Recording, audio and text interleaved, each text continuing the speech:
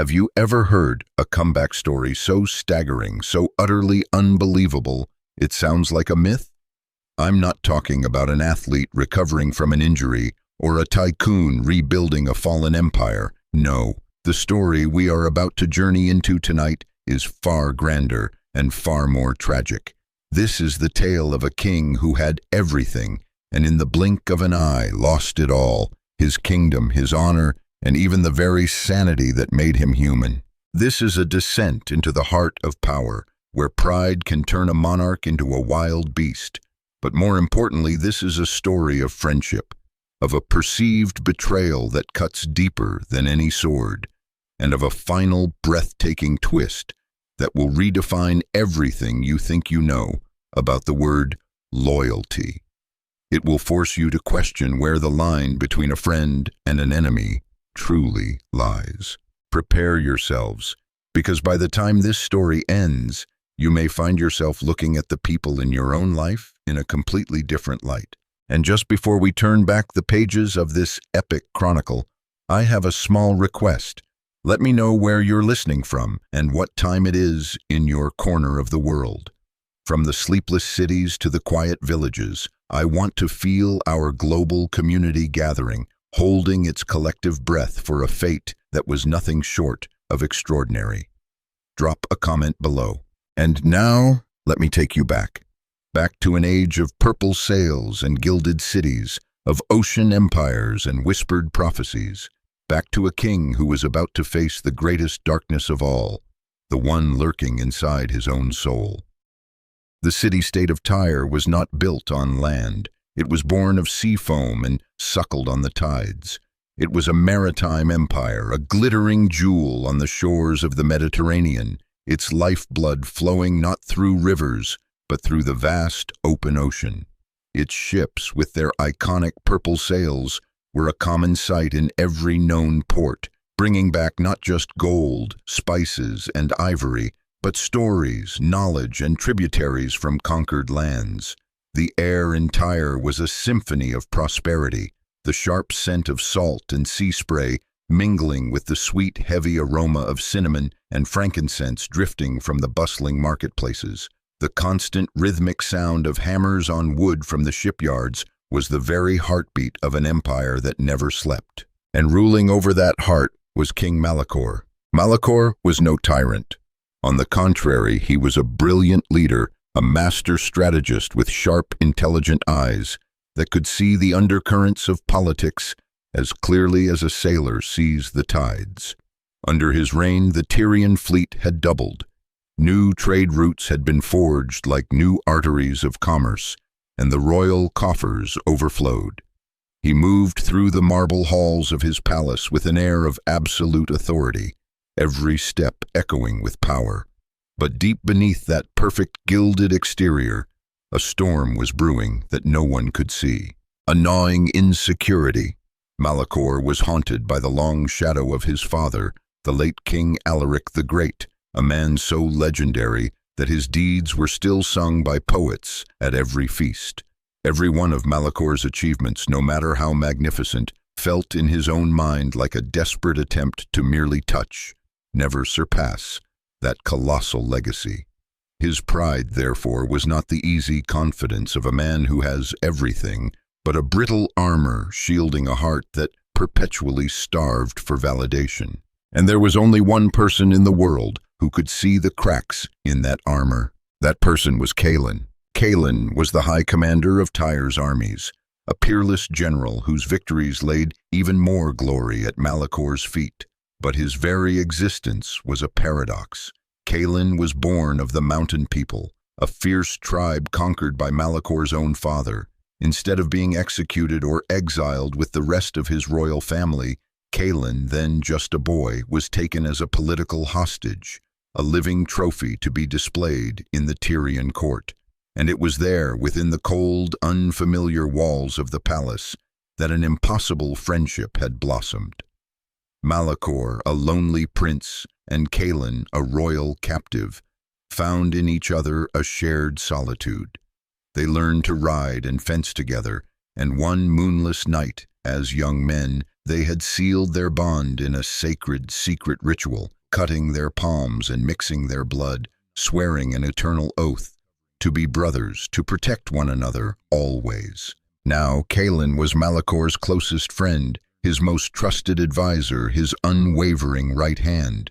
He was the rock against which the king could lean. In the royal council, when other nobles offered only sycophantic praise, Kalin was the one voice that dared to speak the unvarnished truth, no matter how harsh. He didn't just see the king, he saw Malakor, his childhood friend, with all his burdens and his silent fears. Their friendship, forged ironically on the anvil of conquest and loss, had become the most stable emotional pillar in the entire kingdom. One night, the great hall of the palace was a vortex of celebration. The finest wine flowed like water, and the music of lyres and the laughter of beautiful dancers filled the air. Malakor was at the zenith of his power, having just secured a trade agreement that would pour unimaginable wealth into Tyre's coffers. He sat upon his throne, a satisfied smile playing on his lips, bathing in the adulation of his court. In the midst of the revelry, the guards dragged in a group of newly captured prisoners. They were rebels from the eastern frontier, from Kalin's own mountain folk. Among them was an old woman, her hair as white as spun silver, her eyes deep and as still as an undisturbed lake. She showed no fear, no awe at the splendor of the palace or the power of the king. Malakor, in a fit of grandiosity, waved a dismissive hand. "Speak, wise woman of the mountains. Have you a prophecy for the great king of Tyre? A vision of my future conquests, perhaps?" The hall quieted. The woman lifted her head. Her gaze did not fall on Malakor's crown or his royal robes. It pierced straight through into his eyes, a look so intense it seemed to see the insecurity coiled behind his arrogance. She did not scream or beg. Her voice, when she spoke, was low and clear, resonating in the sudden, unnerving silence. "Your Majesty, I see no conquests. I see only a tower, and I see mud." Malakor's brow furrowed, elaborate. The woman continued, her voice as cold as a winter wind. "The hand that builds the highest tower will be the same hand that digs in the mud." A ghastly silence fell over the hall. This was no tribute, it was a curse. After a moment of stunned quiet, Malakor let out a laugh. It was a brittle, loud laugh that didn't quite reach his eyes, a sound designed to shatter the tension. "Ha! Mud! I, King Malakor, ruler of the waves, digging in mud, those are the words of the defeated. Your prophecies are as weak as your armies." He waved for the guards to take them away. The courtiers, seeing their king laugh, quickly joined in, a nervous, hollow sound. The feast resumed, but something had irrevocably shifted. Kalin, who had been silent throughout the exchange, approached the throne. His usual calm demeanor was gone, replaced by a shadow of unease. He felt a cold dread settle in his gut. "My king," he said quietly, his voice a low rumble, "do not take such words lightly. My people believe in omens. Perhaps a show of caution is warranted." Malakor brushed him off. "Kalin, my brother, you worry too much. It is the bitter ramblings of a beaten foe. Look around you," he gestured expansively at the hall. "Look at this magnificence. Nothing can touch me. Nothing." He drained his goblet of wine in a single gulp, but a flicker in his eyes betrayed him. The prophecy had planted a seed, a toxic seed of defiance. Malakor wasn't afraid, he was insulted. He felt his authority had been publicly challenged, and in that anger, a reckless, monumental idea began to form in his mind.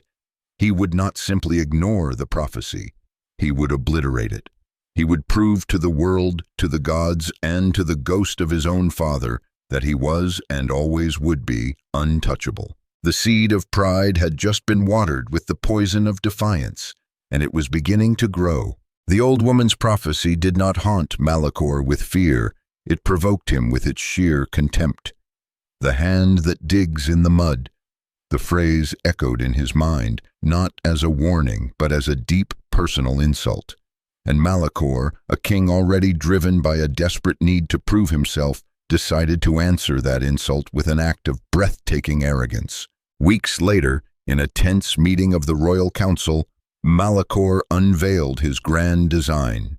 He would not build another temple or erect a new statue. He would construct something the entire world would be forced to gaze upon in awe.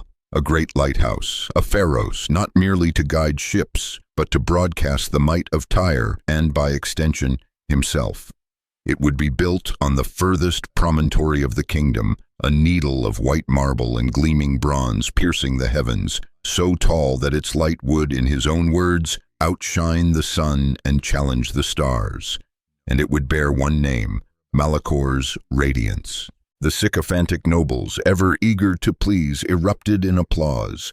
They lauded his genius, his vision, the glory he would bring to Tyre. But Kalin remained silent.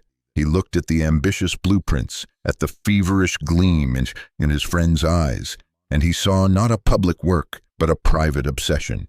He saw a tombstone being built for humility. The colossal project began. Thousands of laborers were conscripted. Taxes were raised to crippling levels to fund the astronomical cost. Marble was quarried from distant lands. Ancient forests were clear-cut for timber scaffolding. The groans of the populace began as whispers and soon grew into a low, mournful roar. They were being bled dry, their lives and labor poured into a structure that served only one man's ego. Kalin could not stay silent any longer. One evening he sought out Malakor in his private chambers. The king was standing before a scale model of the lighthouse, admiring it with the obsessive focus of an artist. "My king," Kalin began, his voice low and heavy. "The people are suffering, the treasury is draining away. We are building this monument on their misery." Malakor turned, his eyes narrowing. "Misery? It is a necessary sacrifice for eternal glory, Kalin. When this lighthouse is complete, they will thank me. History will remember me. Will history remember a king who listened to his people, or one who listened only to the echo of his own voice?" Kalin pressed, his tone shifting from that of a subject to that of a pleading friend. "You are building a monument to your pride, not a beacon for your people." The word pride was a match to a fuse. It struck the very core of Malakor's insecurity. He strode forward until he was face to face with Kalin, his voice a venomous hiss. "Pride? Is that what you call it? Or is it envy, Kalin? Are you envious that I dare to achieve what even my own father never dreamed of? You wish for me to live forever in his shadow, don't you? How could you possibly understand the burden of a Tyrian king? You, a foreigner, a child of the conquered." The words were a deliberate cruelty. For the first time, Malakor had used Kalin's origin as a weapon against him. The blow landed with devastating force.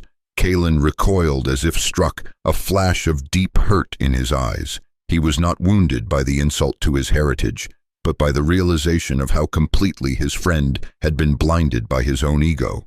"I have never thought that," Kalin whispered, his voice thick with pain. "I have only ever worried for you."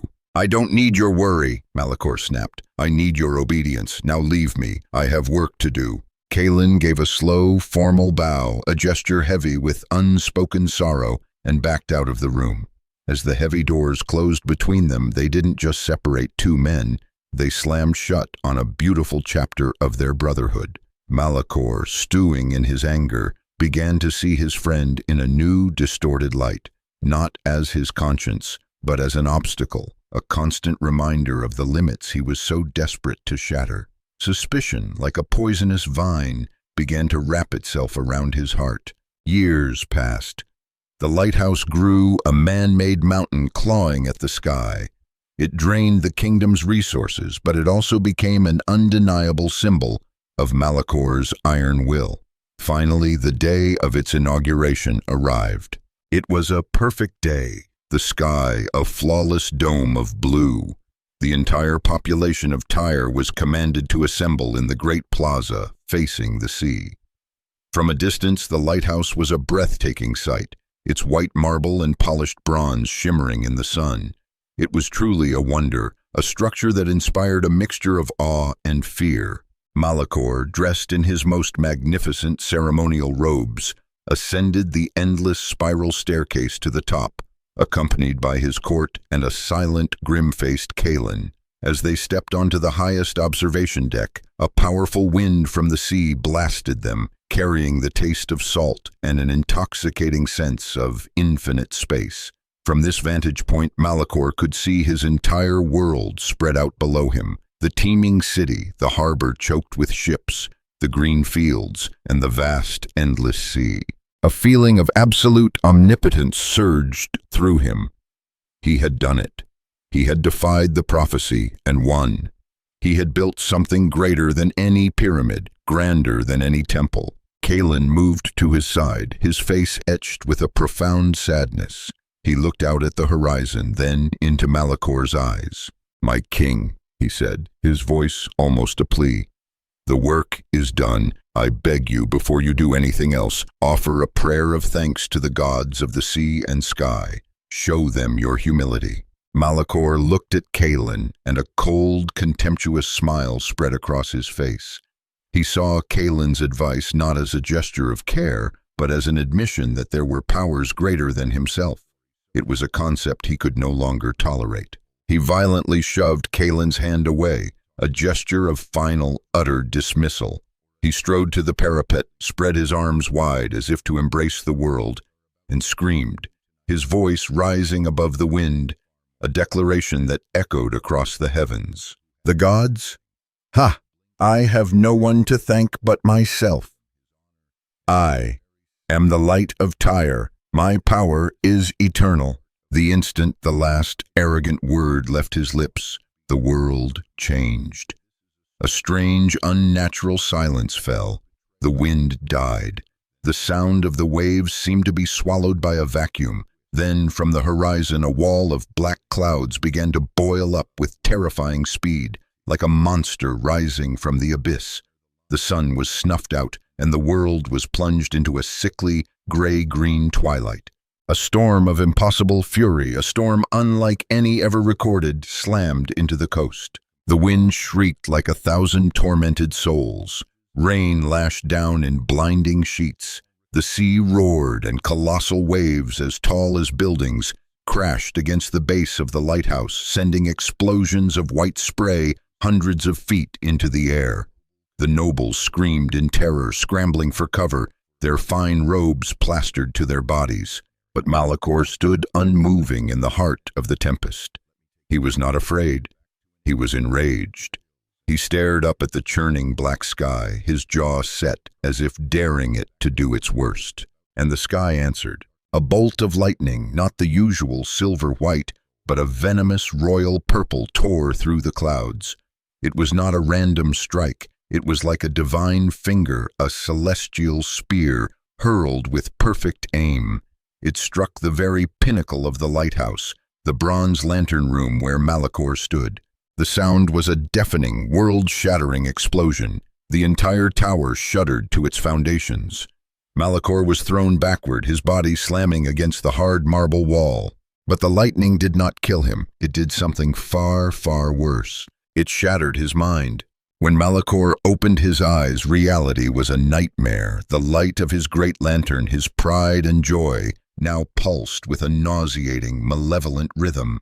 The terrified faces of his courtiers twisted into grotesque, leering masks. Their screams of fear became in his ears a chorus of demonic laughter. A primal, absolute terror, an agony of the soul erupted from his deepest being. He was seized by a suffocating fear of the enclosed space, of the human-like figures closing in on him. "Get away from me, monsters!" he shrieked, his voice no longer that of a king, but the raw, desperate snarl of a cornered animal. He clawed at his own face, tearing at his skin as if trying to rip off the mask of humanity. His eyes, once sharp with intelligence, were now wide with a wild, vacant horror. He no longer recognized Kaelin, who was cautiously approaching him, his hand outstretched in a gesture of help. In his fractured mind, Malakor saw only another enemy, its eyes burning with fire. With the unholy strength of the insane, he shoved Kaelin to the ground and lunged for the staircase. He didn't walk. He scrambled, he crawled, he tumbled down the spiraling steps into the darkness. his own horrifying screams echoing through the tower. He fled the palace, fled the city, fled himself. The king of Tyre, the man who had just declared himself eternal, was gone. In his place, a feral creature, hunted by the phantoms of his own creation, vanished into the dark, rain-lashed woods. The fall was complete. It was not a slow decline. It was a vertical drop from the pinnacle of pride into the abyss of madness. The king had, at last, begun to dig in the mud, not with his hands, but with his shattered soul. 7 years. It is long enough for a child to become a youth, for a city to change its face, for an empire to crumble. For 7 years, Malakor lived in a darkness more profound than any prison, the perpetual twilight of a broken mind. The first days were a living hell. He existed in a state of constant shrieking panic. Every rustle of leaves was a stalking predator.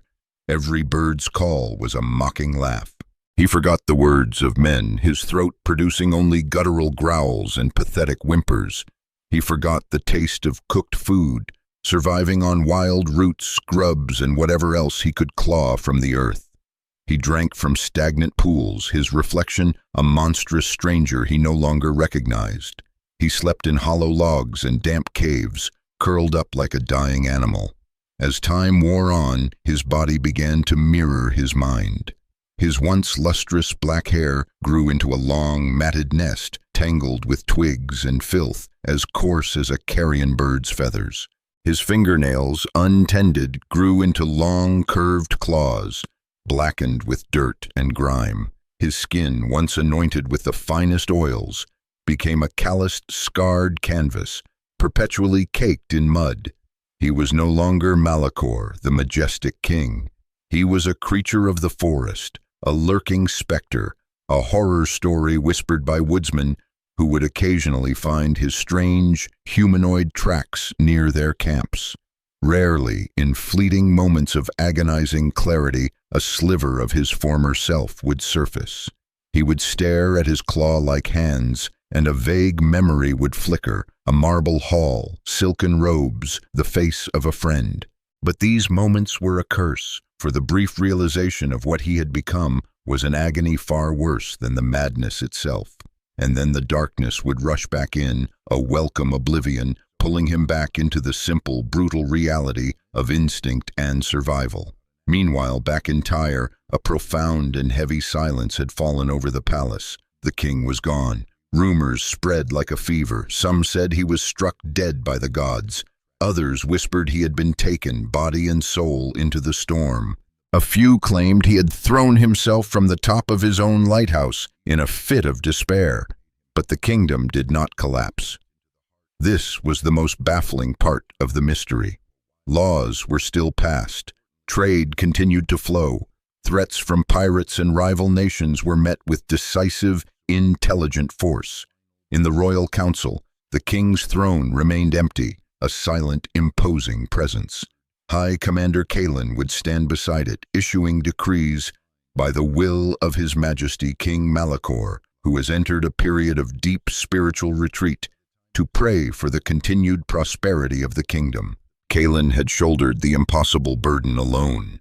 He had ruthlessly crushed plots by ambitious nobles who saw a power vacuum. He had negotiated treaties with foreign emissaries, his face an unreadable mask of calm authority. He used his personal gravitas to reassure the people. He became the de facto ruler of Tyre, but he never once sat on the throne. He merely stood beside it, a solitary guardian protecting an invisible legacy. He lived a life of extreme loneliness, bearing the crushing secret of his king's fate and the weight of an entire empire. Every night he would dispatch his most trusted soldiers to leave food and fresh water at the edge of the forest, a silent, desperate hope that his lost friend might find it. For anyone watching the story unfold, a seed of doubt would be planted. Was this a perfect Machiavellian plan? To keep the king alive but insane while he, Kalin, wielded the real power? Was this unwavering loyalty merely a cloak for an ambition even greater than Malakor's? The question hung in the air, a layer of suspense and moral ambiguity that made the unfolding drama even more compelling. 7 years passed. On a rain-swept night in the 7th year, Malakor, now little more than a scarecrow of skin and bone, lay shivering beneath an ancient, gnarled tree. He was too weak to run, too tired to even feel fear. He was cold, starving, and on the verge of death. The relentless rain washed the layers of grime from his face, revealing the sharp, aristocratic bones of the man he once was. He no longer had the strength to rage or to hide. He simply lay there, waiting for the release of death. And in that moment of absolute surrender, of ultimate despair, he did something he had not done in 7 years. He looked up. Through the dripping canopy of leaves, he gazed at the weeping night sky. He did not see anger or judgment. He saw only a vast, silent, infinite emptiness. And in that instant, a miracle occurred. As if a fog was finally lifting after a long, tormented night, a ray of pure consciousness pierced his mind. Memories flooded back, not as fleeting phantoms, but as solid, sharp-edged realities. His father's proud face, Kaelin's childhood smile, the blood oath, the arrogance on the tower, the purple lightning, and the 7 years of horror. He began to weep, not the howling of a beast, but the silent, shoulder-shaking sobs of a man, the tears of regret, of loss, of a soul returning to itself. His sanity had returned. With the last of his strength, he pushed himself to his feet. His bare, bloody feet trembled on the wet ground. He began to stumble, to lurch towards the distant lights of Tyre. He did not know what awaited him. He imagined a ruined kingdom, a desolate palace, a new king on his throne. He was ready to face the full price of his hubris. When he reached the city gates, the guards, after a moment of horrified shock at his appearance, recognized something in his eyes, the eyes of their long-lost king. The news spread through the city like wildfire. Malakor walked the familiar streets, but instead of the ruin he expected, he saw order and prosperity. The citizens stared at him with a mixture of awe, pity, and disbelief. There was no chaos, there was no decay. Tyre was stronger than the day he had left it. Confusion warred with his shame. What had happened? He reached the palace and walked through its halls, his bare feet silent on the cold marble. He made his way to the throne room. He pushed open the heavy, ornate doors, and he stopped, frozen. The scene before him was not what he had imagined. Kaelin was there. He was not sitting on the throne. The throne was empty, covered in a thin layer of dust. Kaelin was standing at a great table, poring over maps and scrolls, his brow furrowed in concentration. He looked older, weary. There was silver in his hair and deep lines of stress etched around his eyes. Hearing the doors open, Kaelin looked up. Their eyes met across the vast, silent room for the first time in 7 years. In Kaelin's eyes, there was no surprise, no triumph of a usurper. There was only an infinite sadness and a profound, exhausted relief. He set down the scroll and walked towards Malakor. The royal guards tensed, their hands moving to their swords, but Kaelin raised a hand, stopping them. He came to a halt before the broken, wild-looking figure of his friend. Malakor trembled, shame and confusion rendering him speechless. He stammered, "Kaelin, why?" Kaelin smiled, a sad, faint smile. He spoke, his voice hoarse with emotion. "I have been waiting, my king. Every single day for 7 years, I have been waiting for you to come home." And there it was. The twist. The truth was not betrayal. It was sacrifice. Kaelin had not stolen the throne. He had guarded it. He had kept the king's madness a state secret, single-handedly fought off factions and steered the empire, all to preserve the throne for the friend he hoped would one day return. His loyalty was not to the crown, but to the man, to the brother with whom he had sworn an oath under a moonless sky. Malakor stared at Kaelin. He did not see a usurper. He saw a friend who had carried the weight of the world to protect him.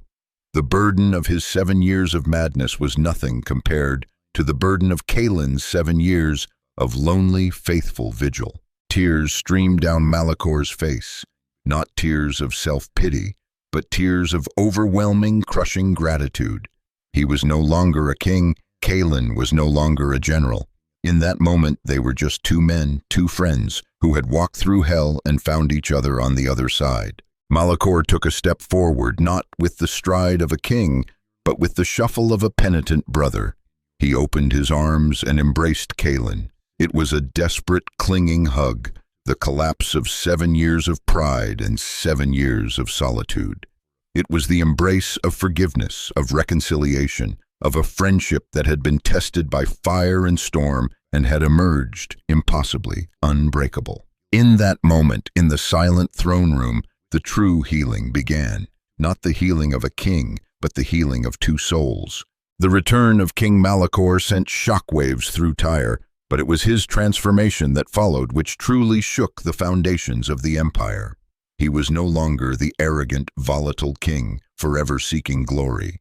7 years as a beast had stripped him of everything, but it had given him something far more precious in return: humility. After their long night of reconciliation in the throne room, where Kalin recounted the trials of his lonely regency, Malakor listened in shamed silence, each word a testament to a loyalty he had so carelessly betrayed. The next morning, when the royal council was convened, the air was thick with anticipation. The nobles expected a purge, a bloody reassertion of power. They were wrong. Malakor, dressed in simple, clean robes, appeared before them. He was thinner, older, yet his eyes held a new clarity and a profound peace. His first act was not to punish his would-be enemies. His first act was to sign a decree. It was a decree that granted full and unconditional sovereignty to Kalin's mountain people. He not only freed them from Tyrian rule, but endowed them with gold from the royal treasury to rebuild their lives and their homeland. It was an unprecedented act of restorative justice, an admission of his own and his father's sins, and it healed a wound that had festered for generations. His second act was even more stunning. He commanded that the great lighthouse, the symbol of his pride and his downfall, be renamed. Henceforth, Malakor announced, his voice steady and clear, this tower shall be known as Kalin's Light. It will stand not as a monument to the power of one man, but as a beacon of guidance, of hope, and of a loyalty that shines brighter than any flame. The act of publicly honoring his friend in such a profound way spoke volumes. Malakor had learned that true greatness is not measured in stone and mortar, but in the bonds of trust and humanity. The years that followed were a true golden age for Tyre. Malakor ruled with a wisdom and compassion born of immense suffering. He listened to the petitions of the common people, he lowered taxes, and he funded schools and hospitals. He governed alongside Kalin, not as king and subject, but as brothers, sharing a single vision. They became a legendary duo, the king with the humble heart and the general with the unbreakable faith. Their story spread across the known world, transformed from a cautionary tale of divine wrath into an inspiring saga of redemption and the profound power of friendship. Many years later, when both Malakor and Kalin were old men, their hair as white as the sea foam on the shore, they would often walk to the top of the lighthouse together.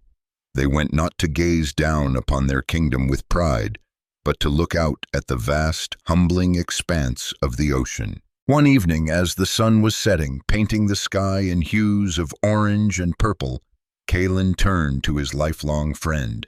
"Do you ever regret them?" he asked quietly. "Those 7 years?" Malakor was silent for a long moment, his gaze fixed on the horizon. He then turned to Kalin, a gentle smile on his weathered face, and placed a hand on his friend's shoulder. "I lost 7 years as a king, my brother, but in return I gained a lifetime, time as a man. It is a trade I would make again 1,000 times over." They stood there, two old friends, their silhouettes etched against the twilight, watching as the great lamp of Kalin's light was lit, its powerful beam cutting through the growing darkness, a steadfast guide for all the ships seeking their way home. Their friendship, like that light, had become an eternal flame, a legend to be told for all the generations to come. The music swells to a warm, hopeful, and conclusive crescendo, then softens underneath the final words.